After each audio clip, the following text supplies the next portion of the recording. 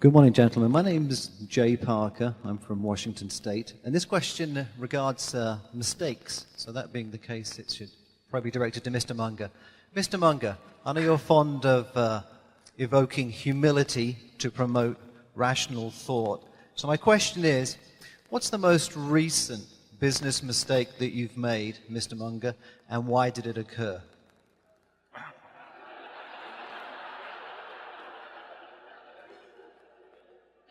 I'm going to take notes on this one.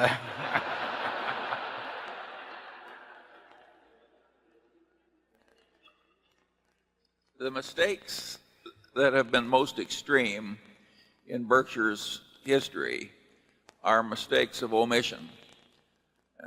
They don't show up in our figures. They show up in opportunity costs.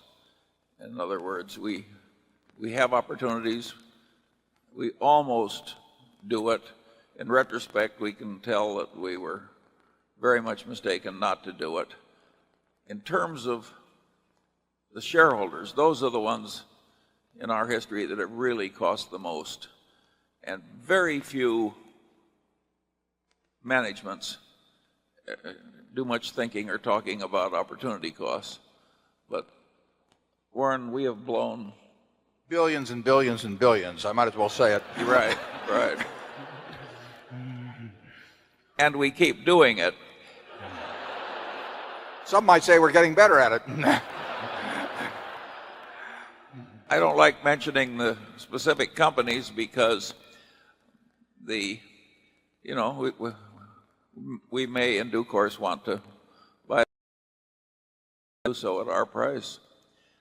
But practically everywhere in life and in corporate life too, what really costs in comparison with what easily might have been are the blown opportunities. I mean, it's an awesome amount of money. When I was somewhat younger, I was offered 300 shares of Belridge Oil. An idiot could have told there was no possibility of losing money and a large possibility of making money. I bought it. The guy called me back 3 days later and offered me 1,500 more shares. But this time I had to sell something to buy the damn Belridge Oil. That mistake, if you traced it through, has cost me $200 million. And it was all because I had to go to a slight inconvenience and sell something. Berkshire does that kind of thing too. We never get over it. Yeah.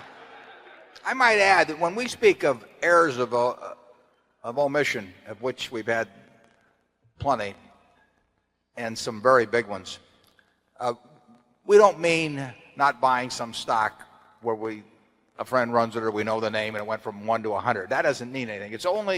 We only regard errors as being things that are within our circle of competence. So if somebody knows how to make money in cocoa beans, or they know how to make money in a software company or anything, and we miss that, that is not an error as far as we're concerned. What's an error is when it's something we understand and we stand there and stare at it and we don't do anything. Or worse yet, what really gets me is when we do something very small with it. We do an eyedropper's worth of it, when we could do it very big. Charlie refers to that elegantly when I do that sort of thing as when I'm sucking my thumb. And they're really, I mean, we have been thumb suckers at times with businesses that we understood well. And it may have been because we started buying and the price moved up a little, and we waited around hoping we would get more at the price we originally started. There can be a lot of things.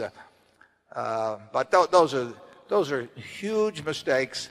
Conventional accounting, of course, does not pick those up at all, but they're in our scorebook.